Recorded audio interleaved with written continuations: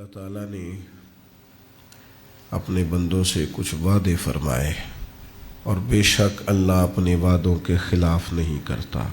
بندہ مومن کو بھی سب سے بڑھ کر یقین اپنے رب تعالیٰ کے وعدوں پر ہوتا ہے۔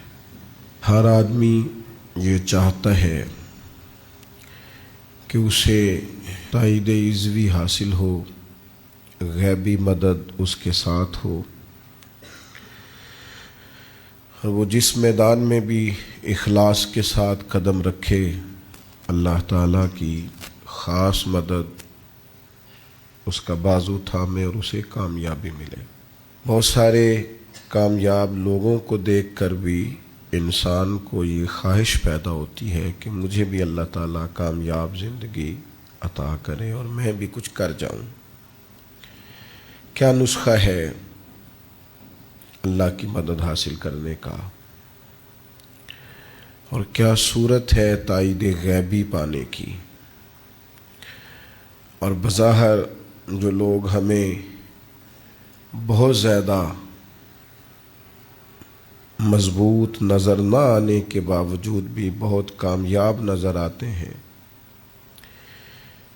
تو گہرائی میں اتر کر ہم کیا سوچیں، کس طرف جائیں؟ تو ایک مضبوط ترین آواز اور ایک مستحکم پیغام قرآن مجید نے ہمیں دیا ہے۔ صحیفہ انقلاب میں اللہ تعالیٰ نے اپنی مدد نازل کرنے کا اور اپنی غیبی تائید دینے کا جو وعدہ ارشاد فرمایا ہے، تو بس ایک شرط کے ساتھ اس کا بیان فرما دیا ہے۔ فرمایا یا ایھا الذین آمنوا ان تنصروا اللہ ینصرکم،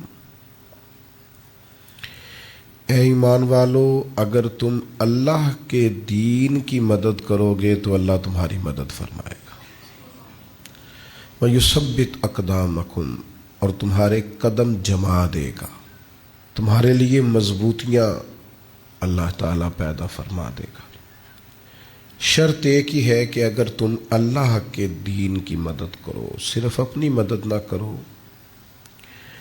اپنے معاشی مسائل کے حل کے لیے اور اپنی ذاتی شہرت اور عزت کے لیے، اور دین کا نام لے کر اپنے ذاتی قد کو اونچا کرنے کی معاذ اللہ کوشش نہ کرو۔ ان تنصروا اللہ، اگر تم اللہ کے دین کی مدد کرو۔